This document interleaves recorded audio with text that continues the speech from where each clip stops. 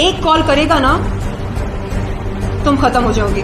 कभी अंडरवर्ल्ड की धमकी देते हैं, कभी डेफेमेशन नोटिस की धमकी देते हैं। ये क्यों नहीं चाहते कि मेरी स्टेटमेंट की रिकॉर्डिंग हो? ये क्यों नहीं चाहते कि FIR दर्ज हो? महिला अपने यौन शोषण के बारे में किसी भी प्लेटफॉर्म पर बात कर सकती है। शिल्पा शेट्टी से बात करवाई थी 19 अप्रैल 2021 के दिन, वो भी उसने भी कहा कि क्या शर्लिन, तुमको तो पता है ना मेरे पति शक्ति कपूर नहीं है। शिल्पा शेट्टी और राज कुंद्रा पर अंडरवर्ल्ड से धमकी दिलवाने का आरोप।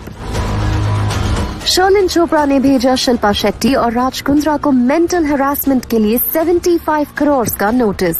Withdraw the present legal notice with immediate effect to pay a sum of ₹75 crores by way of compensation for mental harassment, agony, anguish, affliction, misery, trauma, acute stress and hypertension for which I am taking a medical treatment in a leading hospital in Mumbai.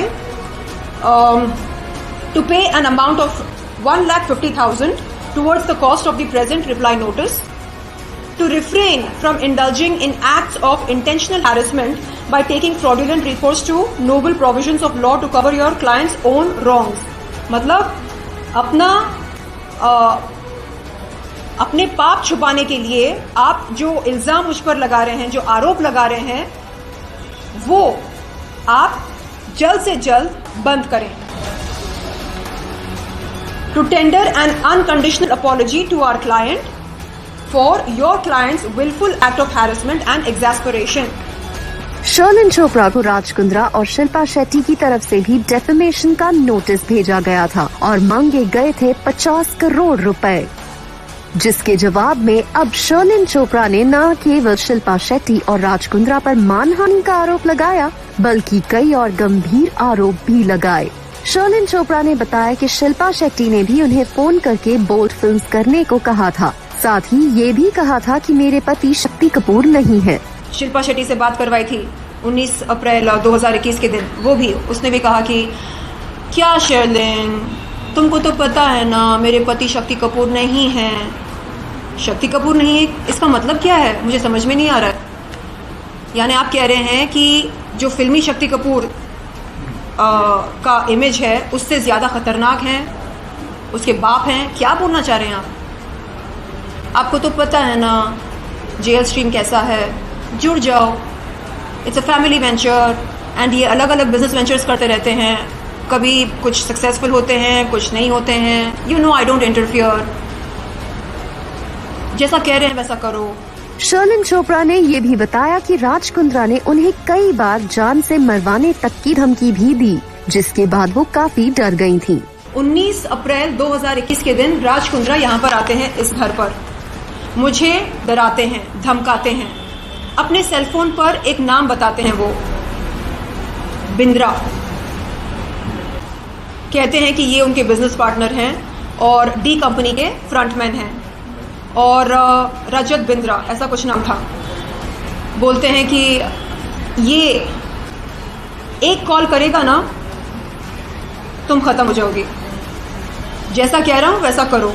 Sherlyn Chopra का ये भी कहना है कि उनसे 3 videos करवाने के बाद राज कुंद्रा की तरफ से उन्हें पैसे तक नहीं दिए गए। उन्होंने जेल स्ट्रीम के लिए मुझसे 3 वीडियोस शूट करवाए, पैसा नहीं दिया, चूना लगाया, चीटिंग की, फ्रॉड किया, क्रिमिनल कंस्पिरेसी की, क्रिमिनल इंटिमिडेशन किया। स्टेशन गई 14 अक्टूबर 2021 के दिन अगेन। शर्लिन चोपड़ा ने ये भी बताया कि उन्होंने पहले अपनी कंप्लेन डर की वजह से वापस ले ली थी, लेकिन फिर 14 अक्टूबर को हिम्मत करके फिर से मैं गई जुहू पुलिस चौकी। इस बार ये मतलब वो सारी जो डर था कि ये ऐसा कर देगा वैसा कर देगा, वो डर धीरे धीरे पता है कब निकलने लगा, जब मुंबई क्राइम ब्रांच ने रिपु सूदन AKA राज कुंद्रा को अरेस्ट किया। तब मुझे लगा ओ माय गॉड,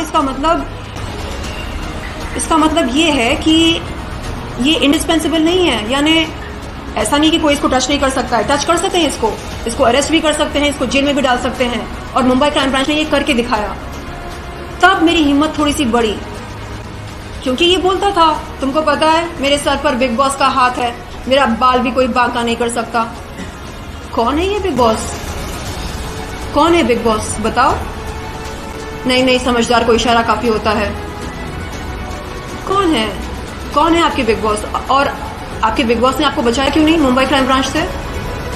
हाँ, तो तब थोड़ी हिम्मत पैदा हुई। तब मुझे लगा कि ओके, मैं फिर से हिम्मत करके जाऊंगी जुहू पुलिस चौकी और इस बार मैं कुछ नई बातें भी सामने रखूंगी। शर्लिन चोपड़ा ने यहाँ मुंबई पुलिस से अनुरोध किया कि वो जल्द से जल्द उन्हें कंप्लेन रिकॉर्ड करवाने के लिए बुलाएं। मैं हाथ जोड़कर मुंबई पुलिस से ये विनती और अनुरोध करती हूँ कि आप प्लीज मुझे मेरे स्टेटमेंट की रिकॉर्डिंग के लिए बुलाइए।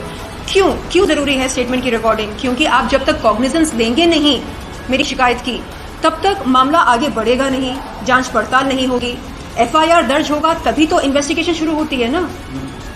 तो मैं चाह रही हूँ कि इन्वेस्टिगेशन शुरू हो जाए, तथ्य सामने आए, तथ्य की सत्यता सामने आए और उसके बाद आप एक्शन लें। आपको बता दें कि जिस alleged explicit video racket case में राज कुंद्रा अरेस्ट हुए थे, शर्लिन चोपड़ा ने खुद को उसका विक्टिम बताया था। हालांकि शिल्पा शेट्टी और राज कुंद्रा ने उनके लगाए गए सभी एलिगेशंस को बेसलेस बताया था। ऐसे में अब इन नए आरोपों पर शिल्पा शेट्टी और राज कुंद्रा का क्या रिप्लाई होता है, ये देखने वाली बात होगी।